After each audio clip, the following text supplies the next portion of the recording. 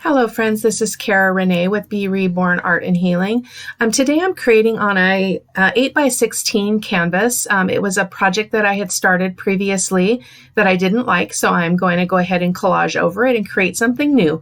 I did pull out these peg stamps because I intended to use them to make her flower wreath around her bun, but I did not end up doing that, or I tried it and it didn't work. These are some of the other products I'll be using. Originally I wanted to make her skirt out of that butterfly paper, but that didn't work out. So I did improvise and tried something different.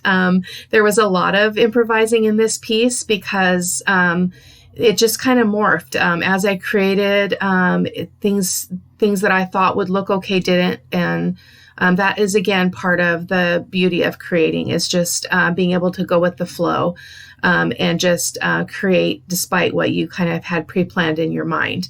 And this is one of my favorite things I've created. I've never done a girl, so it was pretty exciting to do that. There are some things I would change if I were to do it again, but all in all, I think she turned out really good. So these are some of the papers I'm using, just getting them prepped so that I can collage them onto my background.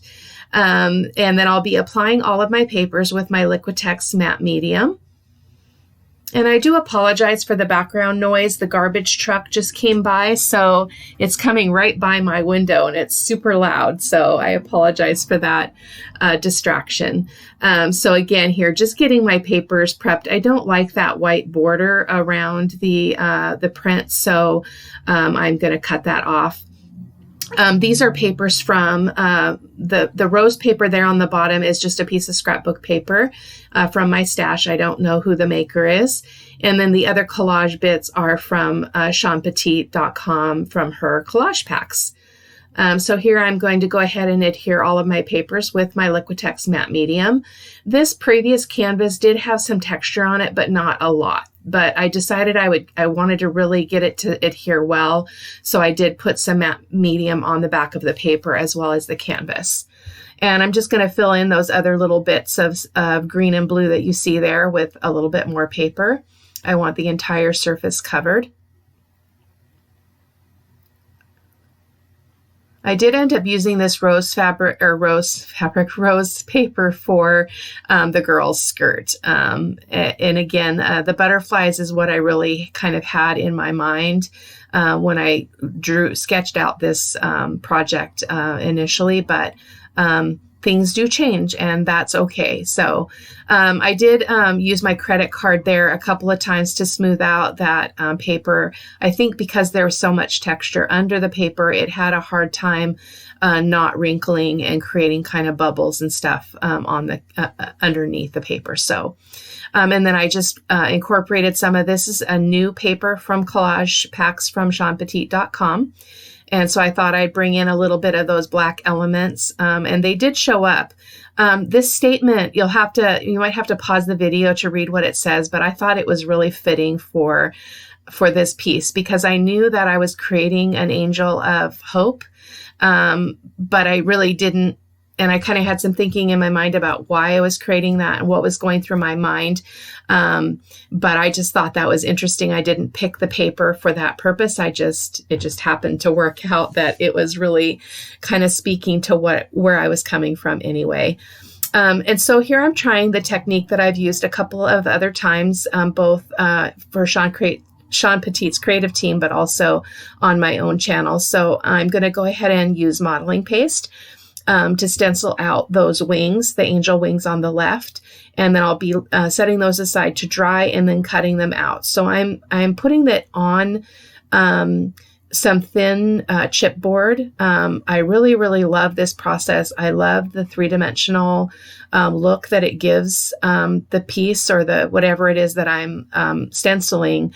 I just love the three-dimensional look of it, and these wings turn out absolutely amazing.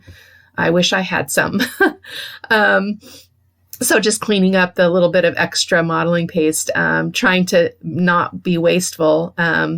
And so there, I'm going to go ahead and set that aside. And here I cut out the part where I tried to use the butterfly paper and just went straight to sketching out my skirt on this rose paper. In the end, just letting you know that I did actually paint over this paper with cobalt turquoise, as you'll see a little bit later in the process. But again, that to me is the beauty of creating mixed media, is that you can change your mind. Sometimes the project will change your mind for you because the project speaks to you. The process speaks to you. At least it does to me. And so I was okay with this being a change in what I had in my mind.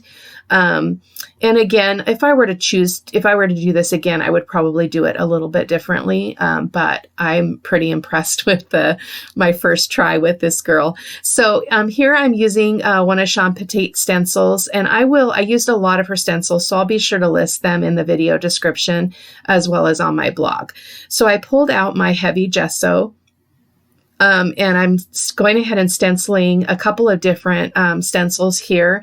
I am just about to the bottom of my heavy gesso, so that's why I'm having to really dig to get it out of the bottom of that bottle. I don't use super heavy gesso, although I did order some because I really liked the effect that it gave on this project. This is the first time I've used the super heavy gesso to do stenciling. So now I'm coming in with this other stencil from Sean Petit as well, and just doing that design here and there around the canvas. And this is a portrait view of the canvas. So, and I really loved the way the gesso gives a really interesting texture. It's not super thick, but just enough and kind of gritty. And I really liked how it turned out. And you can, in the final project, the up close photos, I can actually see that stenciling, which is really beautiful. And the other mediums that I put on top did capture that.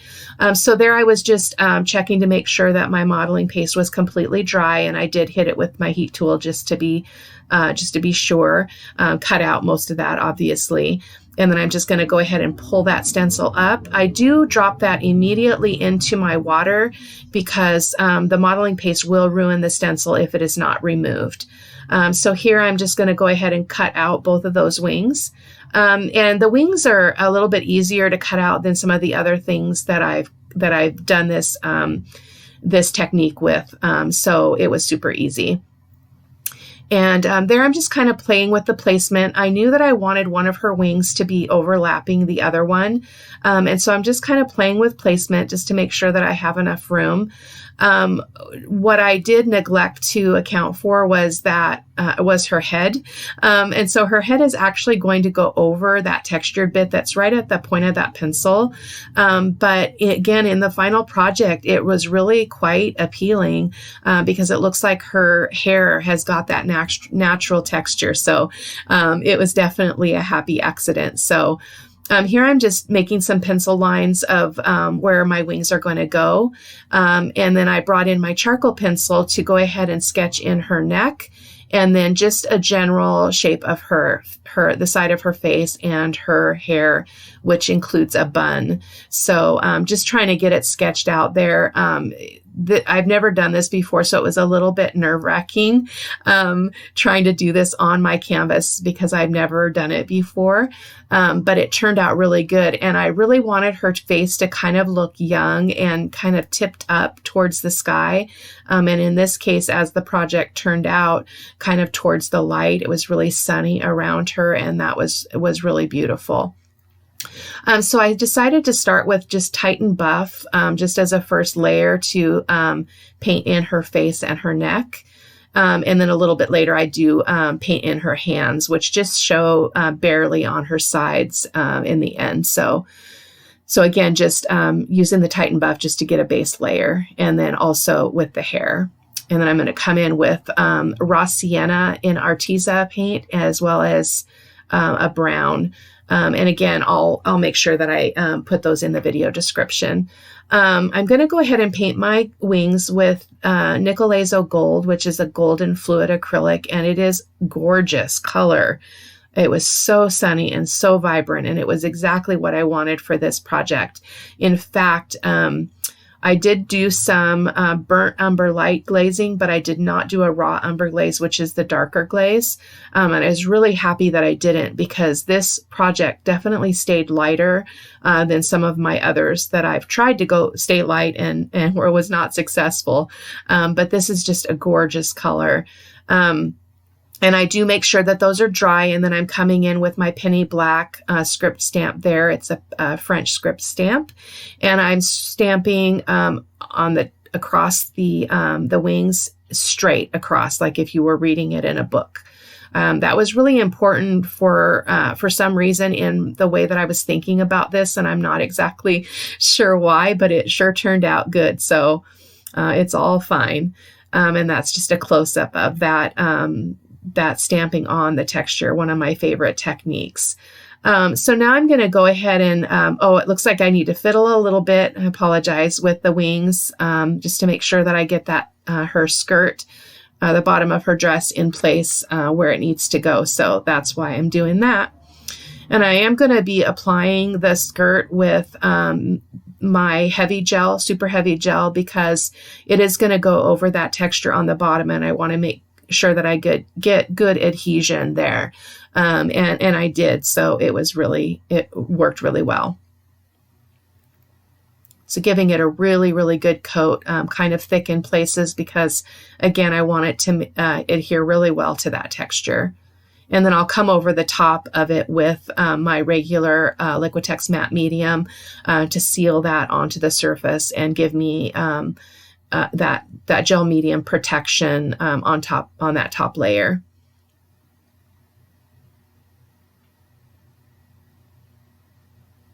I'm so glad that the garbage truck and the recycling truck has passed by. Now we just have the car noise, which is surprisingly loud out here during the day. And here I'm just making another mark for my wings, just to make sure that I get them exactly in the position that I want them in. And then her hair, that was where I wanted you to see the texture in her hair, because of the stenciling underneath, which I thought was just really, again, a happy accident. So here I'm just coming in with my Nickel Azo Gold, the golden fluid acrylic, and just covering everything on the canvas with that color, and going carefully around her face and her hair. I really wanted this piece to have a really sunny feel, because again, she is the angel of hope. And the final message of the piece was embrace hope. And I just think that that's super important in these times when we're all feeling uncertain and at varying levels of worry and anxiety about what's going on in the world with the virus. And so I find that I have to actually conscientiously choose hope and choose peace, because otherwise we can just get gobbled up by the media and by the politics and everything else that's going on with this. So anyway, that's my little 2 cents worth. And here I'm coming in, as I mentioned before, with a burnt umber light glaze.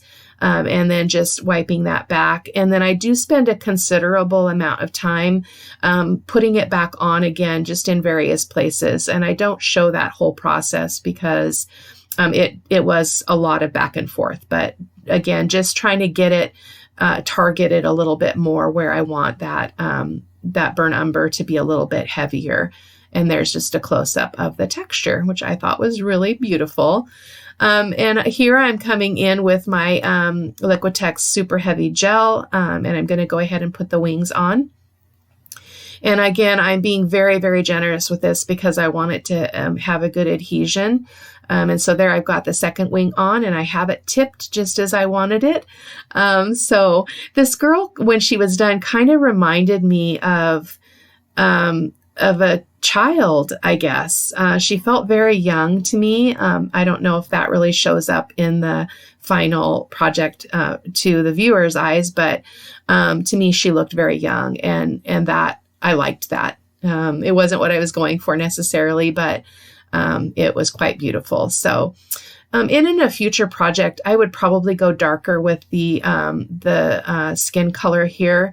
But I wasn't going to mess too much with it because I really did not want to mess it up. I really was happy with how it was going and how it turned out. And so I just really felt like I needed to not mess too much with the final project. So I'm just putting in a good layer of paint there for her face and her neck. And then here I'm coming in with the Arteza Raw Sienna. And then this is our Arteza Brown. And again, I'll put it in the description field. I kind of got lost in this process at various points, not lost in terms of not knowing where I was going, but lost in the process. And so I found as I watched it that I didn't hold up the products as much as I usually do. So I do apologize for that. Hopefully you'll be able to piece that together. And I'll try to put a little bit more description in the supplies list so that you know what I used, what products I used for what. So I'll try to do that. So I'm just coming in with the first layer with that raw sienna just to have some of the light highlights in her hair. Her hair is going to be predominantly brown, as is mine. I tend to do all of my girls with brown hair. So I don't even know if I know how to do any other color hair. I should probably try that. So now I'm coming in with that darker brown, and that's her bun there. So I'm making circular brush strokes to represent the bun, and then coming up from the base, for the most part, from the base of the bun and her hair up to into the center. And this was super fun. I really, really can't say enough how much I enjoyed this process. I've been a little bit scared to try to do a person again in a mixed media project. So I felt like I really got my feet wet on this one, and I'm super glad that I tried it, and will definitely be doing more as I continue to expand my skills here. So I hope that you enjoy it, and I hope that you'll try it because it was super easy. And it's so funny because I watch Sean Petit every Sunday. She does her Sunday's inspiration. And I had already planned out this piece. I had already sketched her out and made some notes on a piece of paper about what I wanted each section of her image to look like. And then I watched Sean Sunday's Art of Truth, and she did the Angel of Kindness. And I just thought that was so interesting. And hers was beautiful. So if you haven't already checked it out, I encourage you to go to Sean Petit's YouTube channel and check out her Angel of Kindness YouTube video. It was really quite amazing. And here is where I came in with the cobalt turquoise and decided to cover her skirt. And then I wiped it back so that we could see a little bit of that print.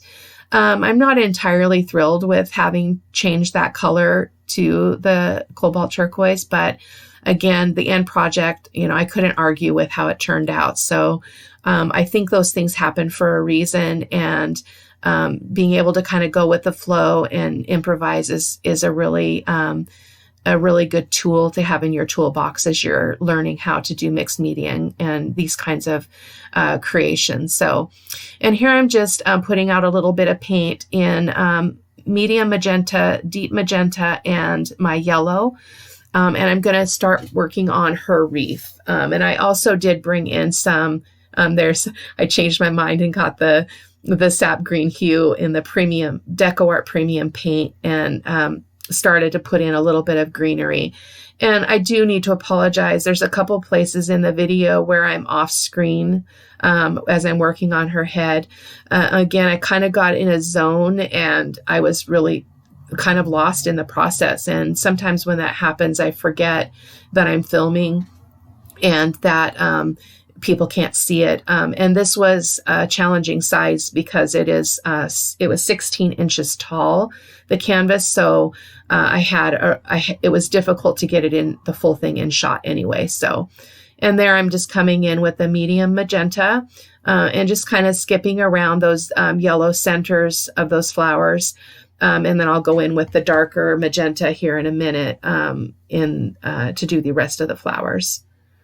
And it was nothing spectacular, nothing difficult. I just was making little dots with the color.